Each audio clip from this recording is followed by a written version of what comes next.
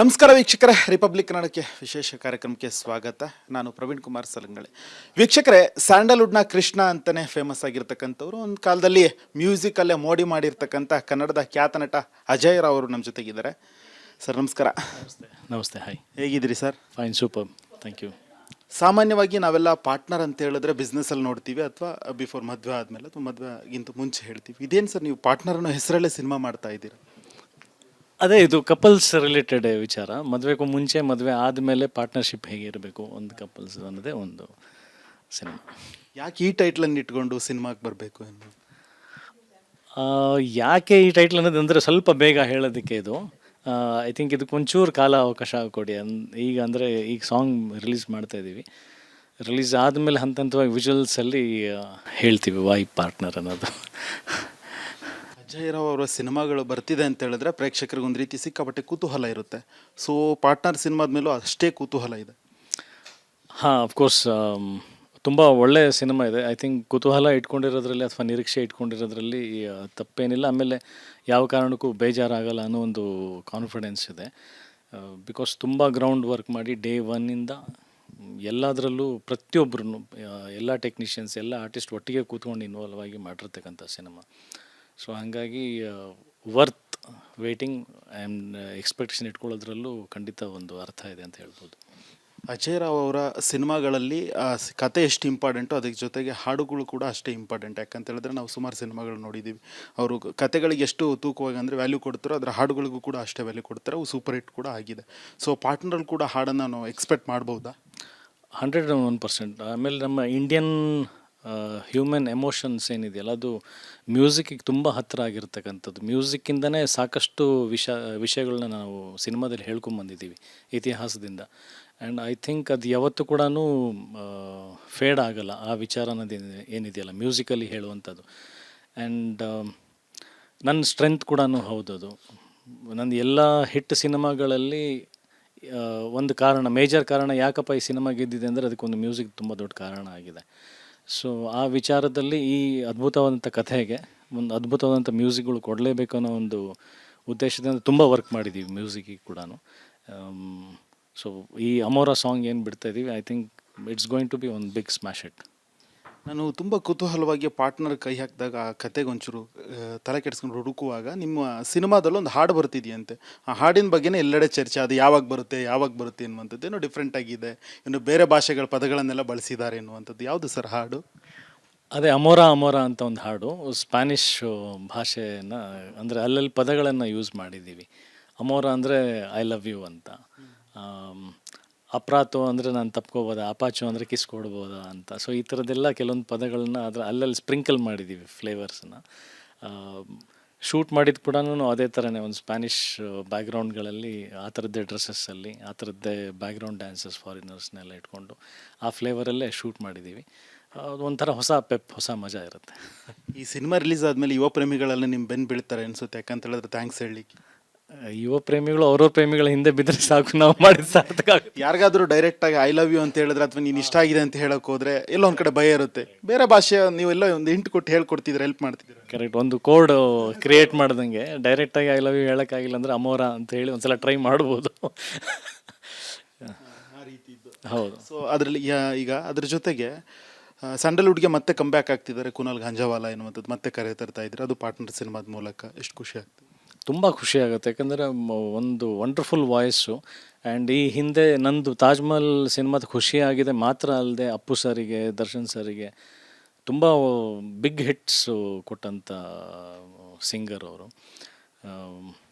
So ಒಂದು ಅಂದರೆ ಈ ಸಾಂಗಿಗೆ ನಾವು ಸುಮ್ಮನೆ ಹಾಕಿದ್ದಂತನಲ್ಲ, ಆ ರಿಕ್ವೈರ್ಮೆಂಟ್ ಕೇಳ್ತಾ ಇತ್ತು ಅವ್ರ ವಾಯ್ಸ್ ಈ ಸಿನಿಮಾಗೆ, ಈ ಸಾಂಗಿಗೆ. ಐ ಥಿಂಕ್ ಹಿಂದೆ ಆ ಸಾಂಗ್ಗಳನ್ನ ಹೆಂಗೆ ಎಂಜಾಯ್ ಮಾಡಿದ್ದಾರೆ ಫ್ಯಾನ್ಸ್, ಈವನ್ ಈ ಜನ್ರೇಷನ್, ಈ ಟ್ರೆಂಡಲ್ಲಿ ಕೂಡ ಅಷ್ಟೇ ಇಷ್ಟಪಡ್ತಾರೆ, ಅಷ್ಟೇ ಕೊಂಡಾಡ್ತಾರೆ ಅಂತ ನನಗೆ ಒಂದು ನಂಬಿಕೆ ಇದೆ. ಸರ್, ನೀವು ಜೂಲಿಯೆಟ್ನ ಹುಡುಕ್ತಾ ಇದ್ರಂತೆ, ಅದ್ರ ಜೊತೆಗೆ ಜೂಲಿಯೆಟ್ ಸಿಕ್ಕಾದ್ಮೇಲೆ ಒಂದ್ಸರಿ ಭೇಟಿ ಆಗೋಣ ಅಂದ್ರಂತೆ. ಈಗ ನೋಡಿದ್ರೆ ಪಾರ್ಟ್ನರ್ ಆಗಿಬಿಟ್ಟಿದ್ದಾರೆ. ಎಷ್ಟು ಖುಷಿ ಆಗ್ತಿದೆ? ಜೂಲಿಯೆಟ್ನ ಹುಡುಕ್ತಾ ಇದ್ದೆ, ಆಮೇಲೆ ಗೊತ್ತಾಯ್ತು ನಾನು ರೋಮಿಯೋ ಆಗಿರಲಿಲ್ಲ ಇನ್ನೂ ಅಂತ. ಸೊ ಜೂಲಿಯೆಟ್ ಸಿಗಬೇಕಂದ್ರೆ ಫಸ್ಟ್ ನಾನು ರೋಮಿಯೋ ಆಗಬೇಕಂತ ಅಂದ್ಬಿಟ್ಟು ನಾನು ರೋಮಿಯೋ ಆದೆ. ಆಮೇಲೆ ಜೂಲಿಯೆಟ್ ಸಿಕ್ಕರು. ಈಗ ಅದು ಪಾರ್ಟ್ನರ್ ಆಗಿ ತೆರೆ ಮೇಲೆ ಬರ್ತಾ ಇದೆ. ನಾನು ತುಂಬ ಆ ಕುತೂಹಲ ತಡೆಯೋಕ್ಕಾಗದೆ ನಿಮ್ಮ ಡೈರೆಕ್ಟರ್ ಬೆನ್ಬಿದ್ದು ಆ ಗ್ಲಿಮ್ಸ್ನ ನೋಡಿದೆ ಸಾಂಗ್ದು. ಸೊ ಅದರಲ್ಲಿ ಒಂದು ಹುಕ್ ಸ್ಟೆಪ್ಸ್ ಇದೆ. ಸೊ ಅದೇನಾದರೂ ರಿಲೀಸ್ ಆಯಿತು ಅಂತ ಹೇಳಿದ್ರೆ ಪಡ್ಡೆ ಹುಡುಗರು ನಿದ್ದೆಗೆಡಿಸ್ಬಿಡ್ತಾರೆ. ಯಾಕಂತ ಹೇಳಿದ್ರೆ ಆ ಕಪಲ್ಸ್ಗಳು ಆ ರೀತಿ ಸ್ಟೆಪ್ ಹಾಕಕ್ಕೆ ಶುರು ಮಾಡ್ತಾರೆ. ಹೌದು, ತುಂಬ ಲೈವ್ಲಿ, ತುಂಬ ಎಂಜಾಯ್ ಮಾಡುವಂಥದ್ದು, ತುಂಬ ಖುಷಿ ಕೊಡೋಂಥ ಸ್ಟೆಪ್ಸ್ ಅದು. ಆ್ಯಂಡ್ ಎಫರ್ಟ್ಲೆಸ್ ಆಗಿ ಮಾಡುವಂಥ ಸ್ಟೆಪ್. ಮಕ್ಕಳು ಕೂಡ ತುಂಬ ಇಷ್ಟಪಡ್ತಾರೆ ಅನ್ನೋ ನಂಬಿಕೆ ಇದೆ. ಸಾಂಗ್ ಟ್ರೆಂಡಲ್ಲಿ ಬರುತ್ತೆ ಅಂತ ನನಗೊಂದು ನಂಬಿಕೆ ಇದೆ. ಹುಕ್ ಸ್ಟೆಪ್ಸು ವೈರಲ್ ಆಗುತ್ತೆ ಅಂತ ನಂಬಿಕೆ ಇದೆ. ಕುನಾಲ್ ಗಾಂಜಾವಾಲ್ ಅವ್ರ ವಾಯ್ಸ್ ಇಷ್ಟಪಡ್ತಾರೆ ಅನ್ನೋದು ನಂಗೆ ತುಂಬ ನಂಬಿಕೆ ಇದೆ. ಆ್ಯಂಡ್ ಎಸ್ಪೆಷಲಿ ನಂದು ಬೃಂದ ಅವ್ರ ಪೇರ್ನ ತುಂಬ ಇಷ್ಟಪಡ್ತಾರೆ ಅಂತ ಅದೊಂದು ಸ್ಟ್ರಾಂಗ್ ಕಾನ್ಫಿಡೆನ್ಸ್ ಇದೆ. ನಾನು ಅದೇ ಕೇಳ್ತಾ ಇದ್ದೆ, ಅಂದರೆ ಸಾಕಷ್ಟು ನಟಿಯರ ಜೊತೆ ಸ್ಕ್ರೀನ್ ಶೇರ್ ಮಾಡಿದ್ದೀರಾ. ಸೊ ಬೃಂದ ಅವ್ರ ಜೊತೆ ಸ್ಕ್ರೀನ್ ಶೇರ್ ಮಾಡ್ತಿರೋದು ಎಷ್ಟು ಖುಷಿ ಆಗ್ತದೆ? ಯಾವಾಗಲೂ ಒಂದು ನಟಿ ಜೊತೆಗೆ ಸ್ಕ್ರೀನ್ ಶೇರ್ ಮಾಡೋದು ಖುಷಿ ಆಗೋದು ಯಾವಾಗ ಅಂತಂದರೆ, ನಾವು ತುಂಬ ಇನ್ವಾಲ್ವ್ ಆಗಿಬಿಡ್ತೀವಿ ಸಿನಿಮಾದಲ್ಲಿ, ತುಂಬ ಹತ್ರ ಮನಸ್ಸಿಗೆ ಹಚ್ಕೊಂಡ್ಬಿಡ್ತೀವಿ. ಕ್ಯಾರೆಕ್ಟ್ರನ್ನಾಗಿರ್ಬೋದು, ಸಿನಿಮಾನಾಗಿರ್ಬೋದು, ಕಥೆನಾಗಿರ್ಬೋದು, ಕ್ಯಾರೆಕ್ಟರ್ ಆಗಿರ್ಬೋದು. ಅಷ್ಟೇ same ರ್ಯಾಪು, same involvement for the cinema, for the character ಒಂದು ಆರ್ಟಿಸ್ಟಲ್ಲಿ ಕಂಡಾಗ ಅದ್ರ ಮೇಲೆ ಅವ್ರ ಮೇಲೆ ಒಂದು ಎಕ್ಸ್ಟ್ರಾ ಅಭಿಮಾನ ಹುಟ್ಟುತ್ತೆ. ಇಟ್ಸ್ ನಾಟ್ ದಟ್ ವೈಯಕ್ತಿಕವಾಗಿ ಇಷ್ಟ ಆಗ್ತಾರೆ ಅಥವಾ ನೋಡೋಕ್ಕೆ ಚೆನ್ನಾಗಿದ್ದಾರೆ, ಅದಲ್ಲ. First beauty is the dedication for the work. ಆ ಸಿನಿಮಾನ ಅವ್ರು ಹೆಂಗೆ ಕನ್ಸೀವ್ ಮಾಡ್ತಾರೆ, ಕ್ಯಾರೆಕ್ಟರ್ನ ಹೆಂಗೆ ರಿಸೀವ್ ಮಾಡ್ಕೊಳ್ತಾರೆ ಅನ್ನೋದು ಮೊದಲನೇ ವಿಚಾರ. ಸೊ ಆ ಪ್ಯಾಷನ್ ಮತ್ತು ಆ ಡೆಡಿಕೇಶನ್, ಆ ಪ್ರೊಫೆಷ್ನಲಿಸಮ್ ಕಂಡಾಗ ಫಾರ್ ದ್ಯಾಟ್ ಪ್ರೊಫೆಷ್ನಲ್ ಕ್ಯಾರೆಕ್ಟರ್ ಅಷ್ಟು ಇಷ್ಟ ಆಗ್ತಾರೆ ಅವರು. ಸೊ ಅಲ್ಲೇ ನಿಮಗೆ ಅದು ಕೆಮಿಸ್ಟ್ರಿ ಕಾಣಿಸೋದು. 2003 ಅಜಯ್ ರಾವ್ ಎಕ್ಸ್ಕ್ಯೂಸ್ ಮಿ ಸಿನಿಮಾದಲ್ಲಿ ನೋಡಿದಂಥ ಅಜಯ್ ರಾವ್ಗೂ ಅಥವಾ ಪಾರ್ಟ್ನರ್ 2026 ಬರ್ತಕ್ಕಂಥ ಅಜಯ್ ರಾವ್ಗೂ ಏನು ವ್ಯತ್ಯಾಸ? ಇಲ್ಲ, ಸೇಮ್ ಎಫರ್ಟ್ ಇದೆ ಸರ್, ಸೇಮ್ ಎಫರ್ಟ್ ಇದೆ, ಸೇಮ್ ಡೆಡಿಕೇಶನ್ ಇದೆ. ಈ ಪ್ರಶ್ನೆ ಯಾಕೆ ಕೇಳ್ತಿದ್ದೀನಿ ಅಂತ ಹೇಳಿದ್ರೆ, ಕಳೆದ ವಾರ ಒಂದು ರೀಲ್ಸಲ್ಲಿ ವಿಡಿಯೋ ನೋಡ್ತಾ ಇದ್ದೆ. ಪಾರ್ಟ್ನರ್ ಸಿನಿಮಾದ ನಟಿ 1 ಗಂಟೆ ಆಗಿದೆ, ನಾವು ಇನ್ನು ಕೆಲಸ ಮಾಡ್ತಿದ್ದೀವಿ ಅನ್ನುವಂಥದ್ದನ್ನು ತೋರಿಸ್ಕೊಟ್ರು. ಅಂದರೆ ಡೆಡಿಕೇಶನ್ ಎಷ್ಟು ಇಂಪಾರ್ಟೆಂಟ್ ಅನ್ನುವಂಥದ್ದನ್ನು ಉಳಿದಂಥ ಅಂದರೆ ಯುವ ನಟರಿಗೆ ನೀವು ಮಾದರಿ ಆಗಿದ್ದೀರಾ ಎನ್ನುವಂಥದ್ದು. ಇಲ್ಲ, ನಾನು ಅದನ್ನೇ ಹೇಳ್ತಿದ್ದೀನಿಲ್ಲ, ಏನು ಚೇಂಜಸ್ ಆಗಿಲ್ಲ. ಡೇ ಒನ್ನಿಂದನೂ ಅದೇ ಇದೆ. It's just the team. ಈಗ ನಾವೇನು ಕಾಂಟ್ರಿಬ್ಯೂಟ್ ಮಾಡಬೇಕಂತ ಇದ್ದೀವೋ ಅದ್ರ ಟೀಮಲ್ಲಿ ಕೂಡ ಅದೇ ಸೇಮ್ ವೇವ್ ಲೆಂತ್ ಇದ್ದಾಗ, ಸೇಮ್ ಫ್ರೀಕ್ವೆನ್ಸಿಗಳು ಮ್ಯಾಚ್ ಆದಾಗ ನಿಮಗೆ ಹಂಗೆ ವಂಡರ್ಸ್ ಆಗುತ್ತೆ, ಮ್ಯಾಜಿಕ್ ಕ್ರಿಯೇಟ್ ಆಗ್ತವೆ. ನಿಮಗೆ ನೋಡೋದಕ್ಕೆಲ್ಲ ಲೈವ್ಲಿಯಾಗಿ ಎಲ್ಲರೂ ಒಟ್ಟಿಗೆ ಇದ್ದಾರಪ್ಪ ಅಂತ ಅನಿಸುತ್ತೆ. ನಾವು ಒಬ್ಬರೇ ಹಂಗಿದ್ದು ಯಾರು ರಿಸೀವಿಂಗ್ ಎಂಡಲ್ಲಿ ಇಲ್ಲ ಅಂತಂದಾಗ ನಿಮಗೆ ನಮ್ಮ ಡೆಡಿಕೇಶನು ಗೊತ್ತಾಗಲ್ಲ, ಆ ಸಿನಿಮಾನೂ ಸಕ್ಸಸ್ ಆಗಲ್ಲ, ಏನು ಮಾಡೇ ಇಲ್ಲ ಅಂತ ಅನಿಸುತ್ತೆ. ಇಟ್ಸ್ ಆಲ್ ದಿ ಅಂದರೆ ಒಬ್ಬರಿಂದ ಅಲ್ಲ, ಎಲ್ಲರೂ ಫ್ರೀಕ್ವೆನ್ಸಿಗಳು ಮ್ಯಾಚ್ ಆದಾಗ ನಿಮಗೆ ಆ ಥರದ್ದು ಮ್ಯಾಜಿಕ್ಸ್ ಕಾಣಿಸೋದು ಅಷ್ಟೇ. ಈ ಸಿನಿಮಾ ಎಲ್ಲೆಲ್ಲಿ ಶೂಟ್ ಆಗಿದೆ, ಎಷ್ಟು ದಿನಗಳ ಕಾಲ ಆಗಿದೆ, ನಡೆದಿದೆ? ಎಷ್ಟು ದಿನ ನಾನು ಫ್ರ್ಯಾಂಕ್ಲಿ ಲೆಕ್ಕ ಹಾಕಿಲ್ಲ. ಬಟ್ ಆಲ್ಮೋಸ್ಟ್ 1 ವರ್ಷ ನಾವು ವರ್ಕ್ ಮಾಡಿದ್ದೀವಿ. ಲಾಸ್ಟ್ ಇಯರ್ ಕಂಪ್ಲೀಟಾಗಿ ವರ್ಕ್ ಮಾಡಿದ್ದೀವಿ ಈ ಸಿನಿಮಾಗೋಸ್ಕರ. ನಂಬರ್ ಆಫ್ ಡೇಸ್ ಫ್ರ್ಯಾಂಕ್ಲಿ ನನ್ನ ಪ್ರೊಡಕ್ಷನಲ್ಲಿ ಲೆಕ್ಕ ಹಾಕಿಲ್ಲ. ನನ್ನ ಪ್ರೊಡಕ್ಷನಲ್ಲಿ ಲೆಕ್ಕ ಹಾಕಿಲ್ಲ ಅಂದರೆ ಇನ್ನೊಬ್ಬರು ಪ್ರೊಡಕ್ಷನಲ್ಲಿ ಚಾನ್ಸ್ ಇಲ್ಲ. ಜಸ್ಟ್ ಔಟ್ಪುಟ್ ಚೆನ್ನಾಗಿ ಬರಬೇಕಿತ್ತು. ಮಾಡ್ತಾಯಿದ್ವಿ, ಕೂತ್ಕೊಂಡು ಎಲ್ಲರೂ ಎಡಿಟಿಂಗಲ್ಲಿ ನೋಡ್ತಾ ಇದ್ವಿ, ಮ್ಯೂಚುವಲ್ ಡಿಸ್ಕಷನ್ಸ್ ಮಾಡ್ತಾಯಿದ್ವಿ, ಏನು ಚೆನ್ನಾಗಿದೆ, ಏನು ಚೆನ್ನಾಗಿಲ್ಲ. ಅದಾದಮೇಲೆ ಮತ್ತೆ ಎವ್ರಿ ಶೆಡ್ಯೂಲ್ ಇದೇ ಥರನೇ ವರ್ಕ್ ಮಾಡಿದ್ದೀವಿ. So the whole cinema is transparent ಎಲ್ರಿಗೂ. ಸರ್, ಸಾಕಷ್ಟು ಸೂಪರ್ ಹಿಟ್ ಸಿನಿಮಾಗಳನ್ನು ಕೊಟ್ಟಿದ್ದೀರಾ. ಸೊ ಎಲ್ಲ ಸಿನಿಮಾಗೆ ಹೋಲಿಸಿದ್ರೆ ಪಾರ್ಟ್ನರ್ ನಿಮ್ಮ ಬದುಕಲ್ಲಿ ಎಷ್ಟು ವಿಶೇಷ? ಅಲ್ಲ, ಹೋಲಿಕೆ ಮಾಡೋಕ್ಕಾಗಲ್ಲ. ಇದರದೇ ಆದಂಥ ಒಂದು ಸಪ್ರೇಟ್ ಜಾಗ ಇರುತ್ತೆ. ಯಾವ ಸಿನಿಮಾಗೂ ಯಾವ ಸಿನಿಮಾ ಹೋಲಿಕೆ ಮಾಡೋಕ್ಕಾಗಲ್ಲ. ಅಂದರೆ ಈಗ 5 ಬೆರಳು ಒಂದೇ ಥರ ಇರಲ್ಲ, ಹಾಗೇನೆ ಸಿನಿಮಾಗಳನ್ನು ಅಷ್ಟೇ. ಎಲ್ಲರದ್ದು ಅದರದ್ದೇ ಆದಂಥ ಒಂದು ಸ್ಪೆಸಿಫಿಕೇಷನ್ ಇರುತ್ತೆ, ಅದರದ್ದೇ ಆದಂಥ ಒಂದು ಸ್ಥಾನ ಹೊಂದತ್ತೆ. ಅದು ಇದು ಮೇಲೆ ಇದು ಕೆಳಗೆ ಅಂತ ಹೇಳೋಕ್ಕಾಗಲ್ಲ. ಬಟ್ ಒಂದು ಒಳ್ಳೆ ಸಿನಿಮಾ ಮಾಡಿದ್ದೀವಿ. ನಾವು ಸ್ಟಾರ್ಟಿಂಗ್ ಕಥೆ ಕೇಳಿದಾಗ ಏನು ಅಂದ್ಕೊಂಡಿದ್ವೋ ಅದಕ್ಕಿಂತ ಚೆನ್ನಾಗಿ ಔಟ್ಪುಟ್ ಬಂದಿದೆ, ಅದಕ್ಕಿಂತ ಚೆನ್ನಾಗಿ ಸಿನಿಮಾ ಕಾಣಿಸ್ತಾ ಇದೆ. ನಾನು ಇಷ್ಟೇ ಪರ್ಫಾರ್ಮ್ ಮಾಡಬಲ್ಲೆ ಅಂತ ಅಂದ್ಕೊಂಡು ಇದಕ್ಕಿಂತನೂ ನಾನು ಚೆನ್ನಾಗಿ ಮಾಡಿದ್ದೀನಿ. ಪೇರ್ ಇಷ್ಟೇ ಚೆನ್ನಾಗಿ ಕಾಣಿಸುತ್ತೆ ಅಂತ ಅಂದ್ಕೊಂಡಿದ್ದು ಅದಕ್ಕಿಂತನೂ ಚೆನ್ನಾಗಿ ಕಾಣಿಸ್ತಾ ಇದೆ. ರೆಕಾರ್ಡಿಂಗ್ ಬಿದ್ಮೇಲೆ ಇನ್ನೂ ಚೆನ್ನಾಗಿ ಕಾಣಿಸ್ತಾ ಇದೆ. ಸೊ ಅಪ್ಗ್ರೇಡ್ ಆಗಿದೆ. ಅಂದ್ಕೊಂಡಿದ್ದಕ್ಕಿಂತ ಚೆನ್ನಾಗಿ ಬಂದಿದೆ ಅನ್ನೋ ಸ್ಯಾಟಿಸ್ಫ್ಯಾಕ್ಷನ್, ಸಮಾಧಾನ ನಮಗೆ 100% ಇದೆ. ಪ್ರೀತಿಲಿ ಅಂದರೆ ನಾನು ನಿಮ್ಮನ್ನು ಕ್ಯಾಚ್ ಆಫೀಸರ್ ಅಂತ ಹೇಳ್ಬೋದಾ? ಯಾವುದು ಯಾಕೆಂದರೆ ಒಂದು ಮ್ಯೂಸಿಕಲ್ಲೇ ಒಂದು ಹುಡುಗಿನ ಪಟಾಯಿಸೋ ಮೋಡಿ ನಿಮ್ಮಲ್ಲಿದೆ. ಅಲ್ಲ, ಅದನ್ನು ನಾನು ಕಂಪ್ಲೀಟ್ ಕ್ರೆಡಿಟ್ ನಾನು ತೊಗೊಳಕ್ಕೆ ಇಷ್ಟಪಡಲ್ಲ. ನಾನು ಅದನ್ನೇ ಹೇಳಿದ್ನಲ್ಲ, ಎಲ್ಲ ಸಿನಿಮಾದಲ್ಲೂ ಅದೇ ಪ್ರಯತ್ನ ಮಾಡ್ತೀನಿ. ಅದು ಕಥೆ ಹಂಗಿರಬೇಕು, ಕ್ಯಾರೆಕ್ಟರ್ ಹಂಗಿರಬೇಕು, ಜೊತೆ ಕೋ ಆರ್ಟಿಸ್ಟ್ ಹಂಗಿರಬೇಕು, ಮ್ಯೂಸಿಕ್ ಹಂಗೆ ಬರಬೇಕು. ಎಲ್ಲ ಬಂದರೆ ಅದು ಹಂಗೆ ಕಾಣಿಸುತ್ತೆ. ಅದು ಇಂಡಿವಿಜುವಲಿ ತೊಗೊಳಕ್ಕೆ ಹೋದರೆ ಎಲ್ಲ ಸಿನಿಮಾದಲ್ಲೂ ಅದೇ ಎಫರ್ಟ್, ಅದೇ ಪ್ರಯತ್ನ ಇದೆ. ಪಾರ್ಟ್ನರಲ್ಲಿ ಈ ಸಿನಿಮಾದಲ್ಲಿ ಯಾವ ರೀತಿ ಅಂದರೆ ನಟಿಯನ್ನು ಸೆಳೆಯುವಂಥದ್ದು? ನಟಿಯನ್ನು ಯಾವ ರೀತಿ ಸೆಳಿತೀನಿ ಅಂದರೆ ಹಿಂಗೆ ಮಾಡಿ ಹಂಗೆಲ್ಲ ಮಾಡಲ್ಲ. ಕಥೆ ಕ್ಯಾರೆಕ್ಟರ್ ಅಷ್ಟೇ. ಅದು very early to reveal. But definitely ಮಜಾ ಇದೆ. ನಾಳೆ ಬರುವಂಥ ವಿಜುವಲ್ಸ್ಗಳಲ್ಲಿ ನಿಮಗೆ ಅರ್ಥ ಆಗುತ್ತೆ ಅದು. ಇದ್ರ ಜೊತೆಗೆ ಸರ್, ಒಂದೊಳ್ಳೆ ನಿರ್ದೇಶಕರು ಸಿಕ್ಕಿರುವಂಥದ್ದು, ಆಲ್ರೆಡಿ ನಿಮ್ಮ ದಿಲ್ ಕದ್ಬಿಟ್ಟಿದ್ದಾರೆ. ನಿರ್ದೇಶಕರ ಬಗ್ಗೆ ಏನು ಹೇಳ್ತೀರಿ? ನಿರ್ದೇಶಕರು ನಮ್ಮ ದಿಲ್ ಪಸಂದು. ತುಂಬ ಒಳ್ಳೆ director, very sweet gentlemen. Basically emotions, ಕಥೆ, ಕ್ಯಾರೆಕ್ಟರ್ಸ್ನ ತುಂಬ ಚೆನ್ನಾಗಿ ಅರ್ಥ ಮಾಡಿಕೊಂಡು ತುಂಬ ಚೆನ್ನಾಗಿ ಅದನ್ನು ಎಕ್ಸ್ಪ್ರೆಸಿವ್ ಆಗಿ ಶೂಟ್ ಮಾಡ್ತಾರೆ. ಈ ಕಥೆ ಅವ್ರ ಸ್ಟ್ರೆಂತ್ ಅಂತ ಹೇಳೋಕ್ಕೆ ಇಷ್ಟಪಡ್ತೀನಿ. ಸೊ ನಮಗೂ ಒಂದು ಖುಷಿ ಇದೆ, ಒಂದು ಹೆಮ್ಮೆ ಇದೆ ಅವ್ರ ಜೊತೆ ಕೆಲಸ ಮಾಡಿದ್ದು. ಇದ್ರ ಜೊತೆಗೆ ಸರ್ ಮಗಳೇಗಿದ್ದಾರೆ ಸರ್ ಚರಿಷ್ಮಾ? ಮಗಳು ತುಂಬ ಚೆನ್ನಾಗಿದ್ದಾಳೆ. ಯಾಕಂದರೆ ಲಾಸ್ಟ್ ಯುದ್ಧಕಾಂಡ ಸಿನಿಮಾದಲ್ಲಿ ಅದೊಂದು ಕಾರ್ದು ಸಿಕ್ಕಾಪಟ್ಟೆ ವೈರಲ್ ಆಯ್ತು, ಈಗಲೂ ಕೂಡ ವೈರಲ್ ಆಗ್ತಾನೆ ಇದೆ, ಹಾಗಾಗಿ ಕೇಳ್ತಾ ಇದ್ದೆ. ಅದು ನೆನ್ಪು ಮಾಡ್ಕೊಳ್ಳೋದು ಬೇಡ, ವೈರಲ್ ಆಗೋದು ಬೇಡ. ಅದು ಅದ್ಯಾಕೆ ವೈರಲ್ ಆಗಬೇಕು? ಆ ವಿಚಾರ ಖುಷಿಯಾಗಿರೋ ಮೂಮೆಂಟ್ಸ್ ವೈರಲ್ ಆಗಲಿ. ಇದ್ರ ಜೊತೆಗೆ ಸರ್ ಪಾರ್ಟ್ನರ್ ಸಿನಿಮಾಗೆ ಒಂದೊಳ್ಳೆ ನಿರ್ಮಾಪಕರು ಕೂಡ ಸಿಕ್ಕಿದ್ದಾರೆ. ಸೊ ನಿಮ್ಮ ಬೆನ್ನೆಲುಬಾಗಿ ನಿಂತಿದ್ದಾರೆ, ಅವ್ರ ಬಗ್ಗೆ ಏನು ಹೇಳಿ?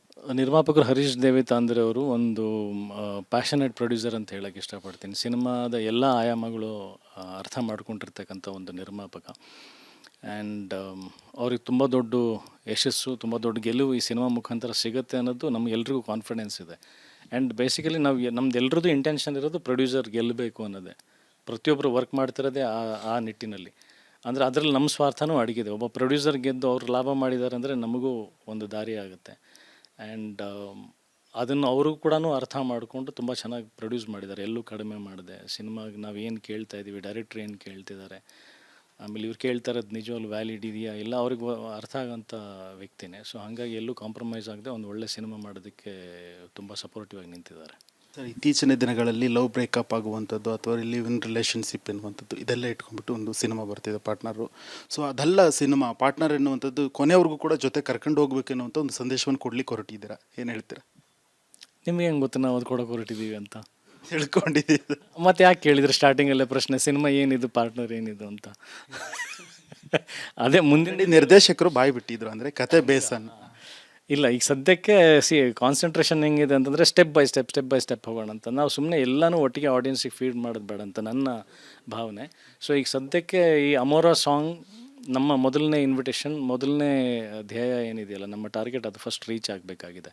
ಸೊ ಒನ್ಸ್ ಒಂದು ಬಿಲೀಫ್ ಸಿಸ್ಟಮ್ ಅನ್ನೋದು ಡೆವಲಪ್ ಆದರೆ ಆಡಿಯನ್ಸಿಗೆ ಹೌದಪ್ಪ ಇವ್ರು ಹೇಳ್ತಾ ಇರೋದು ಕರೆಕ್ಟಾಗಿದೆ, ಈ ಸಾಂಗ್ ಚೆನ್ನಾಗಿದೆ, ಈ ಸಾಂಗ್ ಹೆಂಗಿದೆ ಅಂದರೆ ಸಿನಿಮಾ ಹೆಂಗಿರ್ಬೋದು. ಸೊ ಈ ಪ್ಲ್ಯಾನಿಂಗ್ನಲ್ಲೇ ನಾವು ಆಡಿಯನ್ಸ್ನ ಫೀಡ್ ಮಾಡೋಣ ಅಂತ ನಮ್ಮ ಒಂದು ಉದ್ದೇಶ ಇದೆ. ಸೊ ಸದ್ಯಕ್ಕೆ ನಂಗೆ ತಲೆನಲ್ಲಿ ಅಮೋರ ಸಾಂಗ್ ಬಿಟ್ಟರೆ ಬೇರೆ ಏನೂ ಕಾಣಿಸ್ತಾ ಇಲ್ಲ. ಒಟ್ಟು ಟೋಟಲ್ ಎಷ್ಟು ಹಾಡುಗಳು ಇರ್ಬೋದು ಎನ್ನುವಂಥದ್ದು ಒಂದು ಊಹೆ? 4 ಸಾಂಗ್ಸ್ ಇದ್ದಾವೆ. 4 ಸಾಂಗ್ಸ್ ಕೂಡ ಒಂದೊಂದು ವೆರೈಟಿನಲ್ಲಿ ಇರೋವಂಥದ್ದು. ಎಲ್ಲನೂ ಸಿನಿಮಾಗೆ ಪೂರಕವಾಗಿನೇ, ಯಾವುದು ಡ್ರೀಮಿ ಇಮ್ಯಾಜಿನರಿ ಲ್ಯಾಂಡಿಗೆಲ್ಲೂ ಕರ್ಕೊಂಡು ಹೋಗುವಂಥ ಸಾಂಗ್ಸ್ ಅಲ್ಲ. ಕಥೆ, ಪ್ರತಿಯೊಂದು ಹಾಡುಗಳು ಕಥೆ ಹೇಳುತ್ತೆ. ಸೊ ಈಗ ಮೊದಲನೇ ಹಂತ ಅಮೋರ. ಅಜಯ್ ರಾವ್ ಅವ್ರನ್ನ ಯಾವಾಗಲೂ ನಾವು ಕ್ಲಾಸು, ರೊಮ್ಯಾನ್ಸ್ ಆ ಲುಕ್ಕಲ್ಲಿ ನೋಡಿದ್ದೀವಿ. ಇದೇನು ಸರ್ ಫುಲ್ ಡ್ಯಾನ್ಸ್ ಮಾಡ್ತಿದ್ದೀರಾ ಅಂತೇಳಿ ಖುಷಿ ಆಯಿತು, ಅಂದರೆ ಅಮೋರ ಸಾಂಗಲ್ಲಿ. ನನಗೂ ಅದೇ ಆಶ್ಚರ್ಯ, ಯಾಕೆ ಮಾಡಿಸಿರಲಿಲ್ಲ ಯಾರು ಇಷ್ಟು ದಿನ ಅಂತ. ಒಳೊಳಗೆ ತುಂಬ ಫ್ರಸ್ಟ್ರೇಷನ್ ಇತ್ತು, ಕುಣಿಬೇಕು ತೋರಿಸ್ಬೇಕು ಅಂತ. ಇದು ಅಮೋರ ಸಾಂಗಿಂದ ಸಿಕ್ಕಿದೆ. ಪ್ರಾಬಬ್ಲಿ ಇದಾದಮೇಲೆ ಬರುವಂಥ ನೆಕ್ಸ್ಟ್ ಪ್ರಾಜೆಕ್ಟ್ಸ್ಗಳಲ್ಲಿ, ಸಿನಿಮಾಗಳಲ್ಲಿ ಐ ಥಿಂಕ್ ಇದೊಂದು ದೊಡ್ಡ ಇನ್ಸ್ಪಿರೇಷನ್ ಆಗುತ್ತೆ. ಫೈನಲಿ ಯಾವಾಗ ಸರ್ ಅಮೋರ ಸಾಂಗ್ ರಿಲೀಸ್ ಆಗುವಂಥದ್ದು? ಅಮೋರ ಸಾಂಗ್ ಇದೆ 27th, ನಾಡಿದ್ದು ಸಂಜೆ 7 ಗಂಟೆಗೆ ಲಾಂಚ್ ಮಾಡ್ತೀವಿ. ಕೊನೆಯದಾಗಿ ಸರ್, ಪಾರ್ಟ್ನರ್ ಎನ್ನುವಂಥ ಒಂದು ಟೈಟಲ್ ಇಟ್ಕೊಂಡು ಸಿನಿಮಾ ತರ್ತಿದ್ರ ಅನ್ನೋ ಕಾರಣ ಕೇಳ್ತಾ ಇದ್ದೀನಿ. ಈ ಜೆನ್ಜಿ ಲವ್ ಬಗ್ಗೆ ನಿಮ್ಮ ಅಭಿಪ್ರಾಯ ಏನು? ಅಭಿಪ್ರಾಯ ಏನಿದೆ, ಫೈನಲಿ ಪ್ರೀತಿ ಮಾಡಿದರೆ ದಟ್ಸ್ ಆಲ್. ಅಂದರೆ ಜೆನ್ಜಿನ ಹಳೆಯದ ಏನಂತ ಗೊತ್ತೆ, ಪ್ರೀತಿ ಅನ್ನೋದು it's always the same thing. Express ಮಾಡೋಂಥ ರೀತಿ ಡಿಫ್ರೆಂಟ್ ಆಗಿರುತ್ತೆ, ಅರ್ಥ ಮಾಡ್ಕೊಳ್ಳೋಂಥ ಟೈಮ್ ಸ್ವಲ್ಪ ಹೆಚ್ಚು ಕಡಿಮೆ ಆಗುತ್ತೆ ಅಷ್ಟೇ. ಮುಂಚೆ ಬ್ಯುಸಿ ಲೈಫ್ ಇಲ್ಲದೆ ಇರೋದಕ್ಕೆ ಬಹುಶಃ ಪ್ರೀತಿನ ತುಂಬ ಬೇಗ ಅರ್ಥ ಮಾಡ್ಕೊಳ್ತಾಯಿದ್ರು. ಈಗ ಅವ್ರದ್ದೇ ಆದಂಥ ಸ್ಟೈಲ್ಸ್. ಬಟ್ ಫೈನಲಿ ಏನು ultimately climax of the picture ಏನಂತಂದರೆ, ನೀವು ಪ್ರೀತಿನ ಅರ್ಥ ಮಾಡ್ಕೊಂಡ್ರೆ, ಒಬ್ರನ್ನೊಬ್ರು ಪ್ರೀತಿಸಿದ್ರ, ಫೈನಲಿ ನಿಮ್ಮ ಪ್ರೀತಿನ ನೀವು ಕಂಡುಕೊಂಡ್ರೆ ಅಷ್ಟೇ ಫೈನಲ್ ಪಾಯಿಂಟ್ ಕ್ಲೈಮ್ಯಾಕ್ಸಲ್ಲಿ. ಆ ಜೆನ್ಜಿನ ಹಳೆದ ಏನು ನಂಗೆ ಗೊತ್ತಿಲ್ಲ. ಅದು ಪ್ರೀತಿ ಅಂದರೆ ಒಂದೇ, ಎಲ್ಲ ಜನ್ರೇಷನಲ್ಲೂ ಒಂದೇ. ಅದು ಅಜಯ್ ರಾವ್ ಅವ್ರ ಕನಸು ಏನಾದರೂ ಕ್ಲಿಯರ್ ಆಗಿದೆಯೋ ಅಥವಾ ಇನ್ನು ಕನಸಾಗಿ ಉಳಿದಿದೆಯಾ? ಯಾವುದು? ನಿಮ್ಮ ಬದುಕಲ್ಲಿ ಒಂದು ಏನಾದರೂ ಒಂದು ಕನಸು ಕಂಡಿರ್ತೀರಲ್ವಾ, ಸೊ ಕ್ಲಿಯರ್ ಆಗಿದೆಯೋ ಅಥವಾ ಇನ್ನು ಕನಸಾಗೇ ಇದೆಯಾ? ಪ್ರತಿದಿನ ಹೊಸ ಕನಸು. ನನ್ನ always only one thing, cinema ಗೆಲ್ಲಬೇಕು, ನೆಕ್ಸ್ಟ್ ಸಿನಿಮಾ ಇದಕ್ಕಿಂತ ದೊಡ್ಡದಾಗಬೇಕು, ಏನಾದರೂ ಮಾಡಬೇಕು, ಕೊನೆಯ ಉಸಿರಿರೋವರೆಗೂ ಕ್ಯಾಮ್ರಾ ಮುಂದೆ ಇರಬೇಕು, ಅಷ್ಟೇ ನಮ್ಮ ಕನಸು. ಫೈನಲಿ ಆಡಿಯನ್ಸ್ಗೆ ಏನು ಹೇಳ್ತೀರಾ? ಅಂದರೆ ಪಾರ್ಟ್ನರ್ ಸಿನಿಮಾ ತೆರೆಗೆ ಬರೋಕ್ಕೆ ಸಜ್ಜಾಗಿದೆ, ಈಗಾಗಲೇ ಒಂದು ಹಾಡು ಕೂಡ ಸೋಮವಾರ ಬರುತ್ತೆ ಅನ್ನುವಂಥ ಸುದ್ದಿ ಇದೆ, ಸಿಕ್ಕಾಪಟ್ಟೆ ಪ್ರೇಕ್ಷಕರಿಗೂ ಕುತೂಹಲ ಇದೆ, ಏನು ಹೇಳ್ತೀರಾ? ಪರ್ಸ್ನಲಿ ನಾನು ಇವಾಗ ಒಂದು ಲೈಫಲ್ಲಿ ಯಾವ ಥರ ಡಿಸಿಷನ್ಸ್ಗಳಲ್ಲಿದ್ದೀನಿ ಅಂದರೆ, ನಾನು ಸಿನಿಮಾ ನನಗೆ ಖುಷಿ ಕೊಟ್ಟರೆ, ನನಗೆ ತುಂಬ ಸಮಾಧಾನ ಕೊಟ್ಟರೆ, ನಾನು ಬಂದು ಕೂತ್ಕೊಂಡು ಆ ಸಿನಿಮಾದ ಪ್ರಚಾರ ಮಾಡ್ತೀನಿ. ಸೊ ಇಲ್ಲಿ ನಾನು ಬಂದು ಕೂತ್ಕೊಂಡು ಸಿನಿಮಾ ಬಗ್ಗೆ ಮಾತಾಡ್ತಿದ್ದೀನಿ ಅಂದರೆ ನನಗೆ ಅಷ್ಟು ಸಮಾಧಾನ, ಅಷ್ಟು ಭರವಸೆ ನನ್ನ ಒಳಗಡೆ ಇದೆ ಸಿನಿಮಾ ಬಗ್ಗೆ. ನಾನು ಏನೇ ಮಾತಾಡ್ಬೋದು, ಏನೇ ಹೇಳ್ಬೋದು, ಇದು ನನ್ನ ಒಂದು ಕೂಗಷ್ಟೇ. ನಾನೊಂದು ಒಳ್ಳೆ ಸಿನಿಮಾ ಮಾಡಿದ್ದೀನಿ ಅಂತ ಹೇಳೋಕ್ಕೆ ಪ್ರಯತ್ನ ಪಡ್ತೀನಿ ಅಷ್ಟೇ. ಅದಾದಮೇಲೆ ಅವರು ಇಷ್ಟಪಡ್ತಾರೆ, ಅವರು ಖುಷಿ ಪಡ್ತಾರೆ. Rest is left to them. Cinema ನೋಡಲಿಕ್ಕೆ ಎಷ್ಟು ಕುತೂಹಲ ಇದೆ, ಅದರ ಹಾಡುಗಳು ನೋಡಲಿಕ್ಕೂ ಕೂಡ ಅಷ್ಟೇ ಕುತೂಹಲ ಇರುವಂಥದ್ದು. ಅಲ್ಲ, ಅದು ನಮಗೆ ಕಾನ್ಫಿಡೆನ್ಸ್ ಇದೆ, ಗೆಲ್ಲುತ್ತೆ, ಇಷ್ಟಪಡ್ತಾರೆ ಅನ್ನೋದು ಒಂದು ಕಾನ್ಫಿಡೆನ್ಸ್ ಇದೆ. ನನಗೆ ಪರ್ಸ್ನಲಿ ಕುತೂಹಲ ಇಲ್ಲ, ನನಗೆ I am very confident. Okay sir, ಒಳ್ಳೇದಾಗಲಿ. Partner cinema success, super hit ಆಗಲಿ. ಸೊ ಸಕ್ಸಸ್ ಸಂಭ್ರಮದಲ್ಲಿ ನಾವು ಕೂಡ ಮೀಟ್ ಆಗೋಣ.